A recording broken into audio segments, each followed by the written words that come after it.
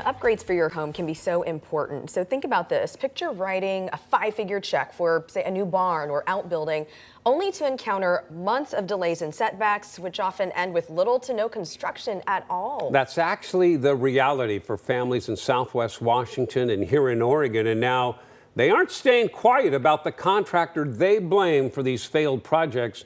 Todd Unger looked into this. He's here with more. Todd? Yeah, Jeff, Liz, fed up, angry, frustrated. If you read through a lot of these complaints with some state groups, you'll see these folks are now familiar with all of that. And tonight, they have a warning. That's a $14,000 pile of dirt, not to mention the other multiple thousands spent on the septic in preparation of this that is still not happening. On an acre outside of Boring, Dr. George Apostolopoulos is taking a look at where he thought by now there'd be some construction, if not a finished product. The plan is to have a 36 by 60 pole building alongside the house. More than a year ago, George signed a contract with a local outfit called Wapiti Pacific. He forked over $14,000 in a deposit to get things moving. Then he waited and waited. And I kept asking for plans and why aren't things moving along, and I got verbal reassurance that we could still get the project done by the end of the year, that once you break ground, things move quickly.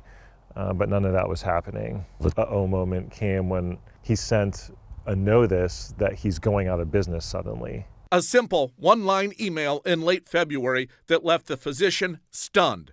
He wasn't the only one. Crap. So then, we're trying to get a hold of him to find out, and he's just completely ghosted us. Ann Lynch Roberts and her husband live in Canby. They also contracted out a job with Wapiti last year, putting down $17,000 to get initial plans and permits for a new shop. It never materialized. And that's got to be disappointing, too.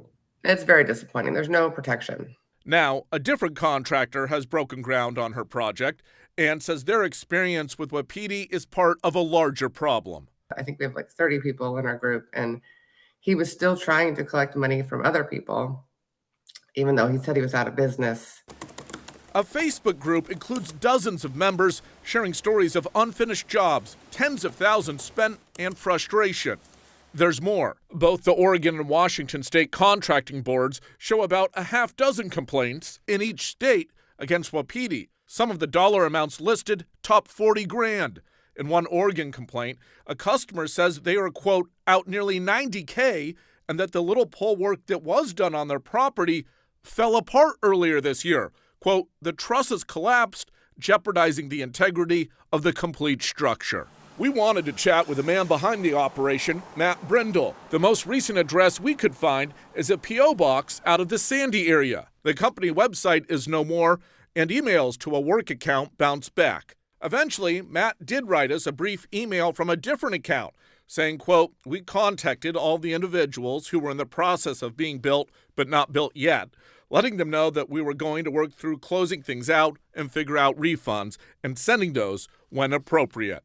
He said they're sending out promissory notes as well, and that the situation is, quote, unfortunate. You have to be pretty blind or willfully neglectful to not see a pattern here. For clients like George, the entire experience has left them confused, angry, and without the work they were promised. Now, most of these contracting board cases in Oregon and Washington are still open, active, and they're doing some type of mediation. So far, some of those customers tell us Brindle has failed to take part in that.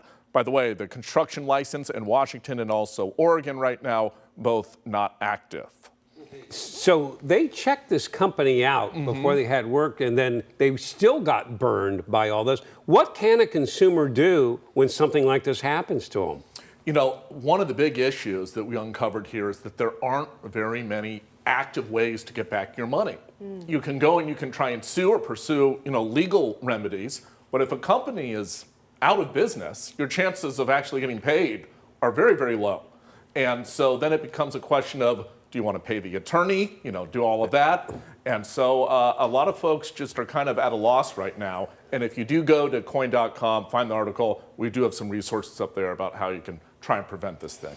Yeah. Todd, in the past, you've done stories like this, and a lot of times these guys, they move on and then they a new company name, New They- name, and then yeah. and New they operation. continue their bad behavior like this and rip off other customers. Yeah, and I think in this case, both of these contracting boards, or the Oregon one and then the one in Washington, they're pretty aware of what's been happening the Okay. past 6 to 9 months here. So we'll have to track yeah. it and see what happens. I mean, for some people, that's their life savings. That's so frustrating. Yeah. Todd, thanks. Thanks, Todd.